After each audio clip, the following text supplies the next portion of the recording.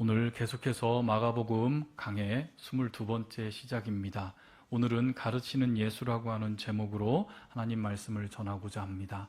지난주는 우리 사람을 낚는 어부가 아닌 사람들의 어부로서 부르시는 제자들과 그 제자들로 하여금 제자들이 된 자들, 또 그 제자들이 제자들을 만들고 그 제자들이 제자들을 만들어서 2000년이 지난, 그것도 지구 한 바퀴를 돈 이 대한민국에서 주님의 제자들이 된 우리 역시 주님께서 우리에게 소원하신 그 복음을 전하는 자들임을 우리는 배웠습니다. 그래서 우리는 복음을 전하는 자로서 우리의 삶이 거룩함을 추구하고 하루하루의 삶을, 우리의 거룩한 삶이 잃어버린 영혼들에게, 우리 주변에 있는 잃어버린 영혼들에게 바로 복음의 증거가 되는 것을 저와 여러분은 알게 되었습니다. 이제 본격적으로 마가는 예수님이 누구인지 급하게 소개합니다. 마태복음과 누가복음과는 달리 마가는 고난 중에 있었던 자신의 첫 번째 독자들의 급박한 상황을 반영하며 부연 설명 없이 예수님의 사역을 소개합니다. 바로 그 사역의 첫 번째 부분이 오늘 읽은 본문입니다. 처음 부르신 제자들과 가버나움으로 가셨고 안식일이 되어서 예수님께서 무엇을 하셨습니까? 가르침의 사역을 하셨습니다. 예수님의 사역의 그 모든 것에는 바로 가르침이 있었습니다. 우리가 흔히 예수님의 사역을 생각할 때에 귀신도 내쫓으시고 많은 기적을 베푸시고 많은 병자들도 기적의 그 모든 현장이 예수님의 사역으로 우리는 생각하고 있지만 가장 첫 번째, 가장 중요한 것, 예수님이 귀신을 내쫓으시고 그리고 병든 자를 고쳐주시고 사랑하는 사람들에게 모든 사랑을 베푸셨던 그 가장 첫 번째 목적은 바로 가르침에 있었음을 오늘 말씀은 저와 여러분에게 말합니다. 그런데 예수님의 가르침에는 무엇이 있다라고 하셨죠? 권위가 있다라고 하셨습니다. 예수님의 그 사역은 가르침이었고 그 가르침 안에는 당신이 가지고 있는 권위로 가르쳤음을 증거합니다. 이 가르침의 사역을 나누기 전에 우리는 가버나움과 회당이라고 하는 그 장소적인 이해가 필요합니다. 여러분, 가버나움은 우리가 마가복음 서론에서 우리가 같이 함께 나누고 배웠듯이 예수님의 그 지리적인, 마가복음의 지리적인 동선이었던 갈릴리에서부터 예루살렘으로 향하는 그 구조 속에서 예수님의 사역의 첫 번째 본거지가 어디에 있었죠? 갈릴리에 있었습니다. 그리고 21절의 그 가버나움은 갈릴리 지역의 가장 중요한 도시였으며 그 지역에서 예수님의 사역이 시작되었음을 말합니다.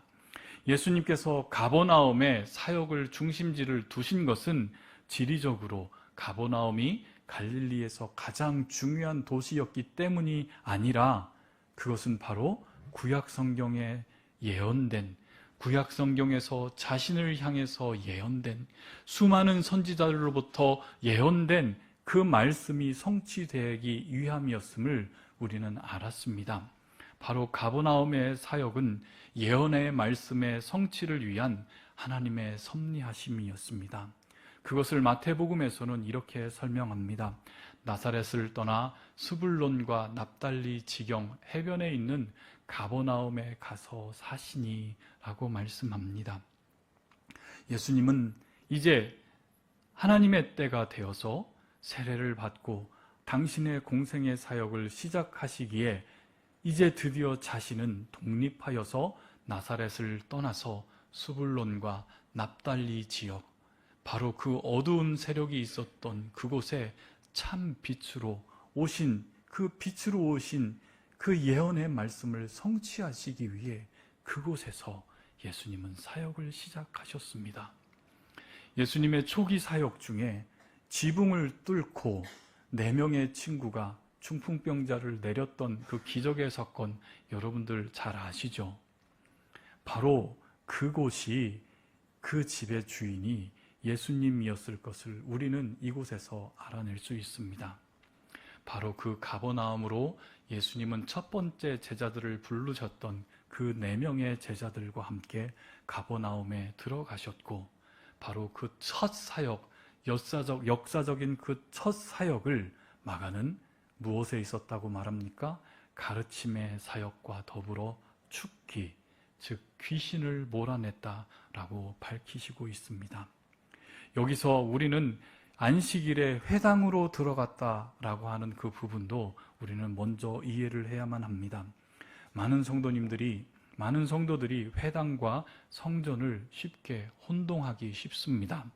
하지만 성전과 회당은 아주 근본적으로 다릅니다. 여러분, 성전은 몇 개입니까? 그렇죠. 성전은 딱 1개입니다. 그 성전이 지금 존재합니까? 존재하지 않습니까? 존재할 수가 없습니다. 왜요? 그 성전터, 예루살렘에 있는 그 성전터에는, 그 성전은 주님의 예언에 따라 완전히 무너졌고, 그 성전터 위에는 황금돔이라고 하는 이슬람 사원이 우뚝 서 있습니다. 즉 예루살렘에 있는 그 성전, 우리가 흔히 교회를 성전이라고 하는 그 말로 표현을 하는데, 저는 교회를 성전이라고 하는 표현이 제 신앙의 양심적으로 허용되지 않습니다.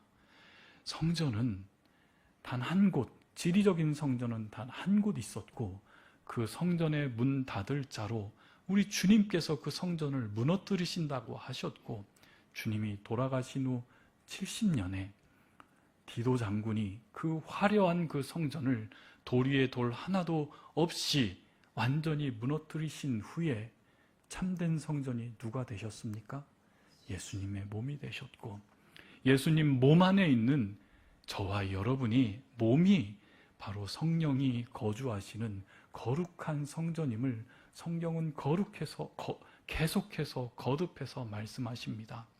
그래서 우리가 모이고 있는 이 자리는 예배당입니다. 예배당 안에서 우리는 예배하는 곳입니다.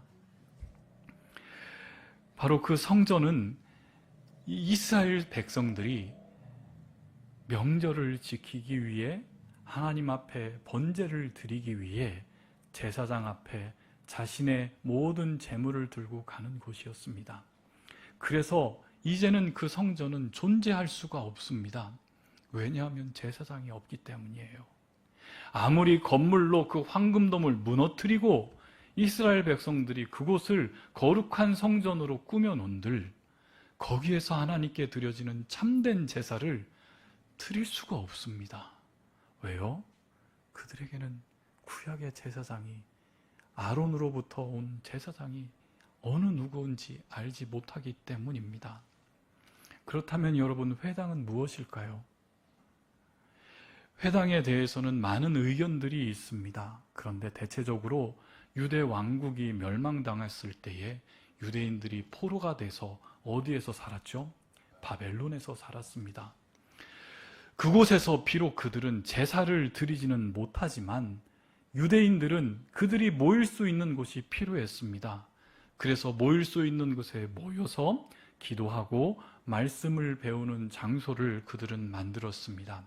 통상적으로 유대인들이 10명의 가족이 모이게 되면 그들은 십시일반 장소를 마련하고 그곳에서 그들과 함께 있는 자녀들에게 말씀을 교육하고 기도하고 교제하는 자리로서 회당을 만들었습니다.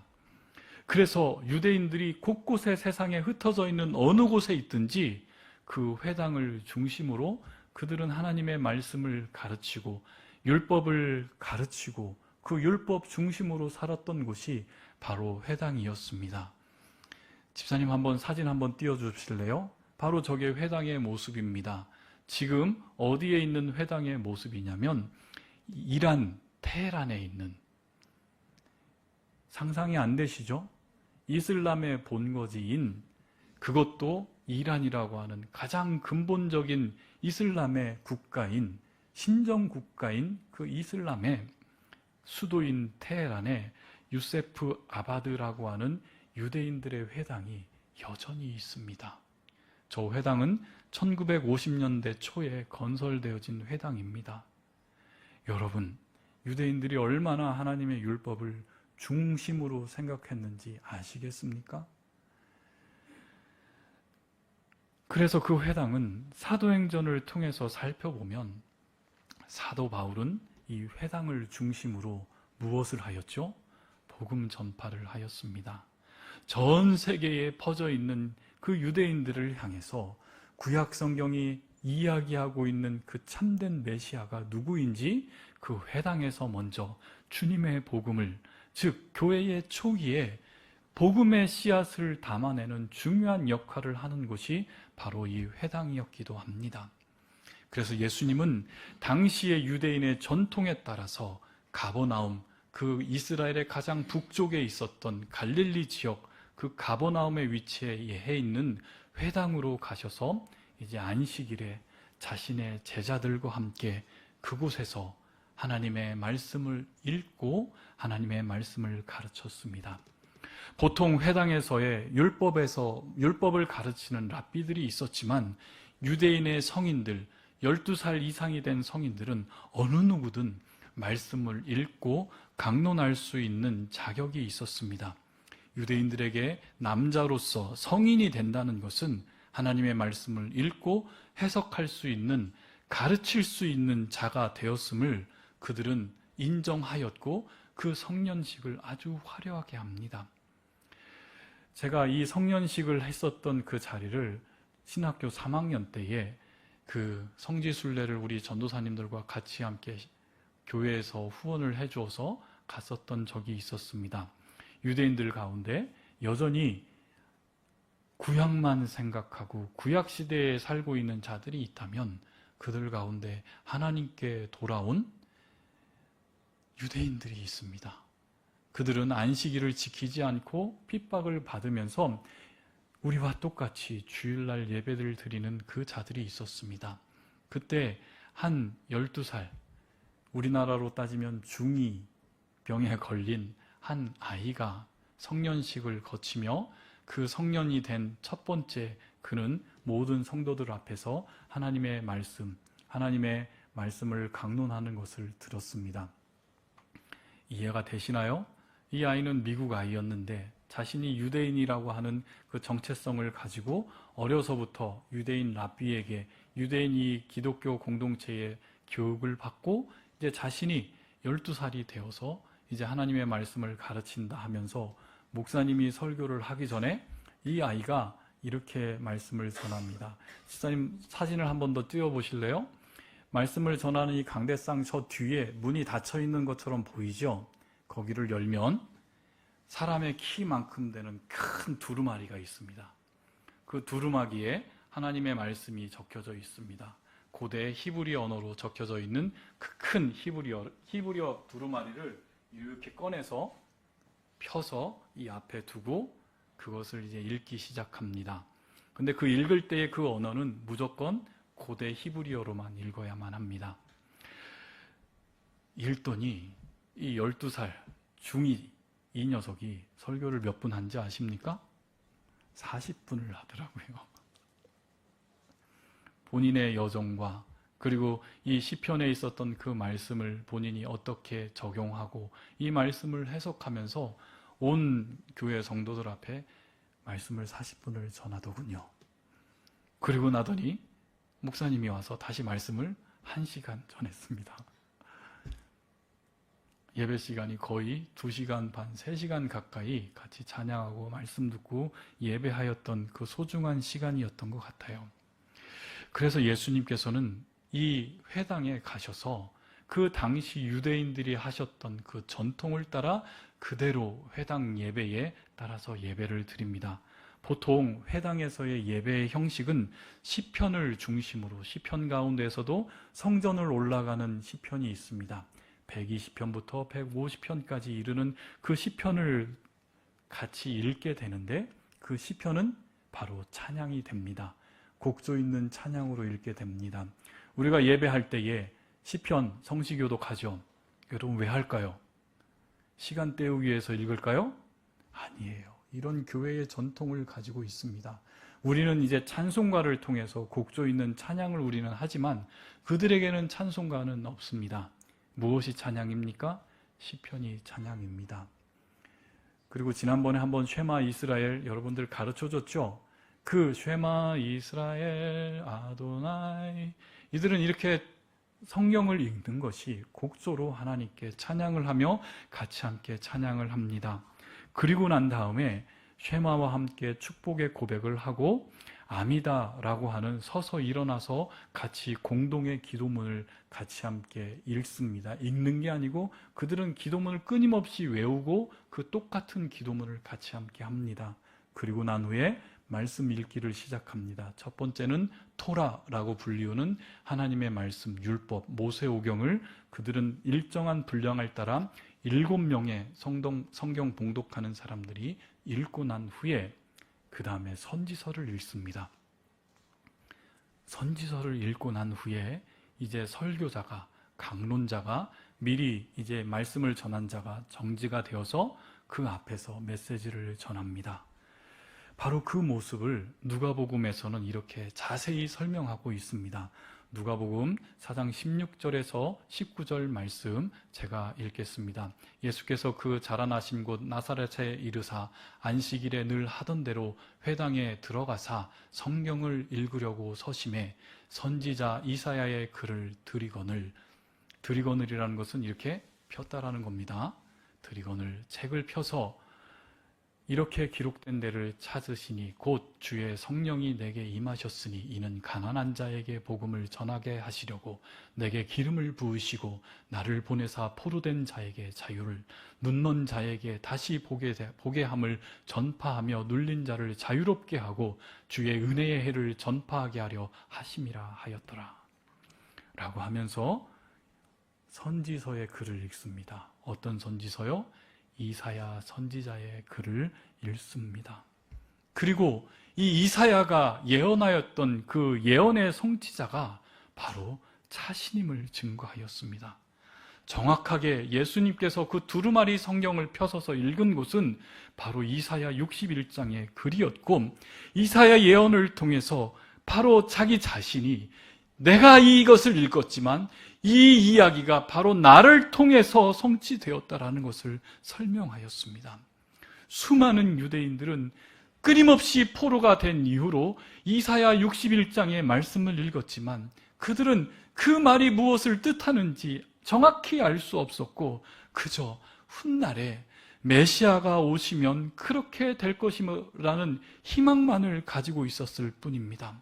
그런데 여기에 한 청년이 나타나서 이사야 61장을 읽고 그 이사야서에 예언된 자가 자신임을 드러내는 장면이 바로 오늘 같이 함께 읽은 본문인 마가복음의 가버나움의 한 회당에서 많은 유대인 앞에서 예수가 서서 가르치고 계심을 전하고 있습니다. 그런데 그 가르침은 다른 서기관에 있는 다른 권위로 가르쳤습니다. 예수님의 가르침을 살펴보면 어떻게 나옵니까? 주의 성령이 내게 임하셨다라고 하십니다. 그것이 먼저 전제되어 있는 가르침이었습니다.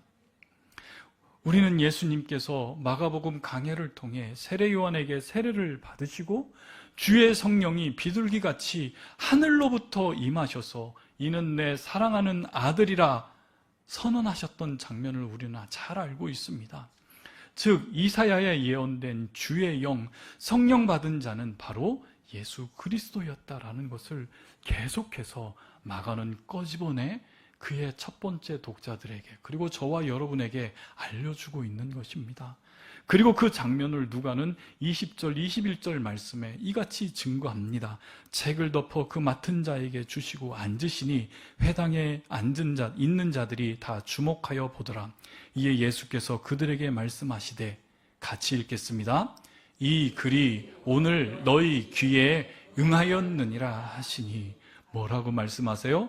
오늘 이 글이 오늘 너희 귀에 응하였다.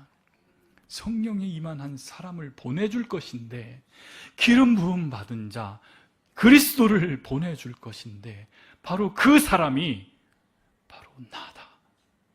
나 예수다 라고 사람들에게 선언하고 있는 것입니다. 메시아가 오시면 가난한 자에게 복음을 전할 것이고, 포로된 자에게 자유를 주실 것이고, 눈먼 자에게 다시 보게 할 것이고, 눌린 자에게 자유를 주실 것입니다. 마가는 이 예수의 가르침이 단순한 설교가 아니라 바로 하나님 나라에 새롭게 임할 새로운 언약의 선포로 그는 밝혀주십니다. 주의 은혜의 해, 무엇이죠? 희년입니다. 단 한 번도 하나님 나라의 백성에게 단 한 번도 실현되지 못했던 그 희년의 해, 하나님의 그 은혜의 해, 하나님의 말씀이 선포되어져서 모든 것이 새롭게 다시 시작하게 되는 그 주님의 희년의 역사를 나를 통해서, 나 예수를 통해서 이루게 할 것이다 라고 선언한 것이 바로 이 글에 응하였다라고 하는, 너희가 바로 그 사람을 보고 있는 것이다 라고 선언하시는 것입니다. 마가는 바로 이 예수님의 가르침을 모세가 하나님의 백성을 향한 마음, 즉 나와 같은 선지자를 너희의 형제들 가운데 일으키시겠다라고 하는 그 예언의 성취를 의미합니다. 신명기 18장 15절 말씀 우리 같이 함께 읽겠습니다. 내 하나님 여호와께서 너희 가운데 내 형제 중에서 너를 위하여 나와 같은 선지자 하나를 일으키시리니 너희는 그의 말을 들을지니라. 아멘. 바로 너희는 그의 말을 들을지니라, 나와 같은 선지자를 너희 중에 일으키겠다 하셨던 그 하나님의 마음을 마가는 1장 22절 말씀에 이렇게 기록하고 있습니다. 뭇 사람이 그의 교훈에 놀라니 이는 그가 가르치시는 것이 권위 있는 자와 같고 선지자들과 같지 아니함일러라.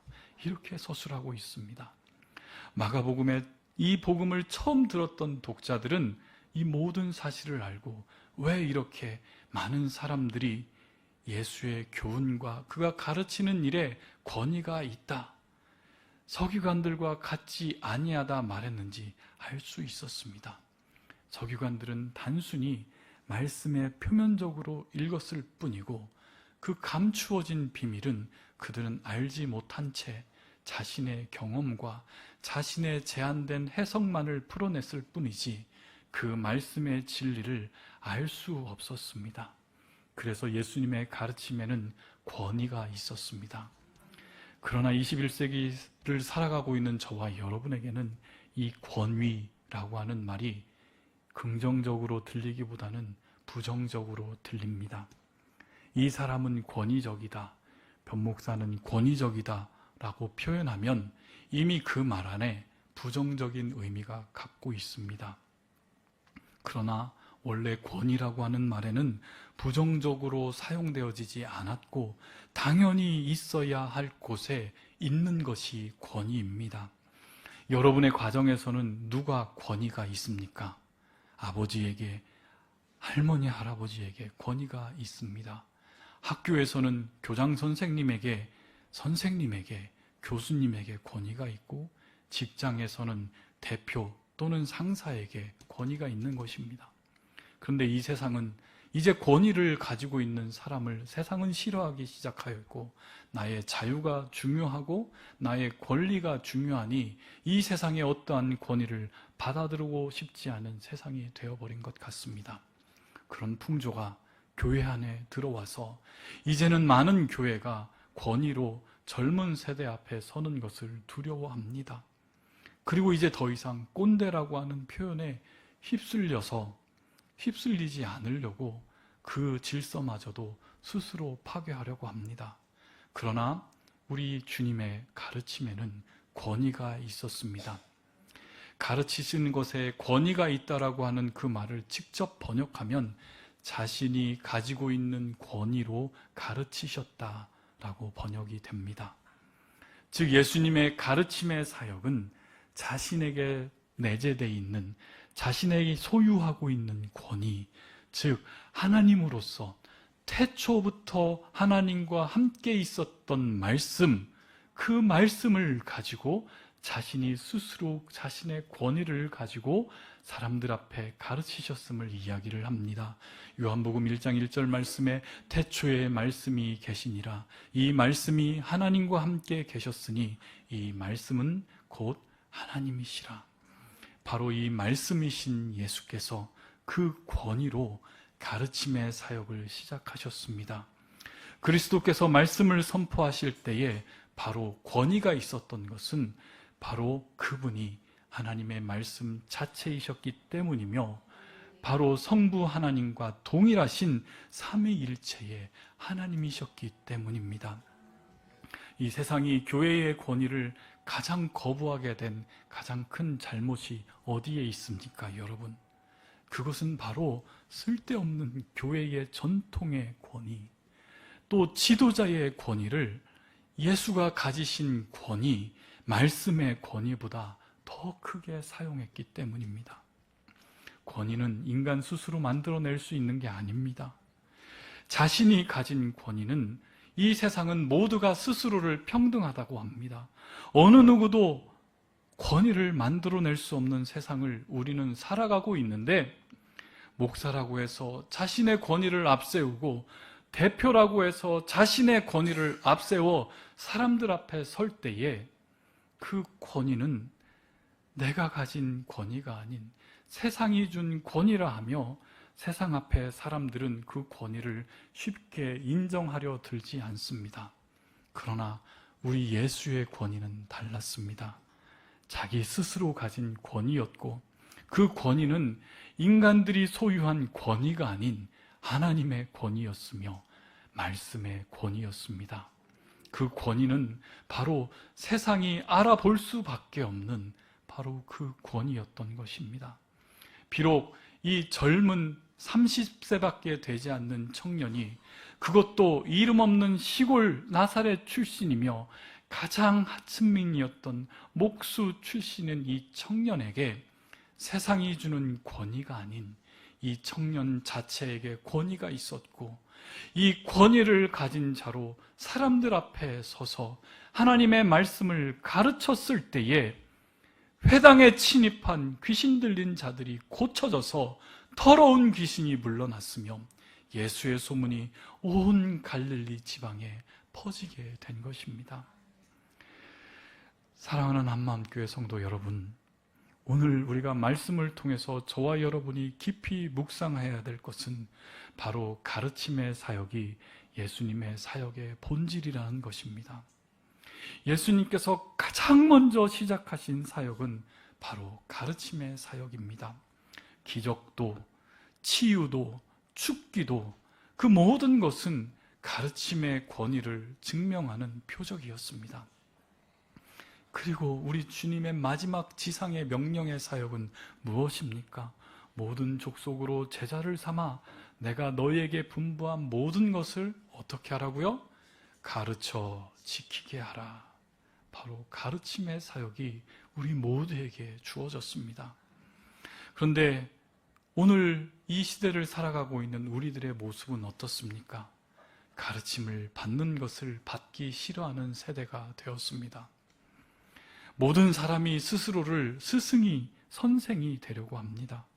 유튜브나 SNS를 통해서 어느 누구나 자신의 의견을, 자신의 생각을 가르치려고 하고, 정작 하나님의 말씀을 통한 참된 가르침은 외면당하고 있습니다.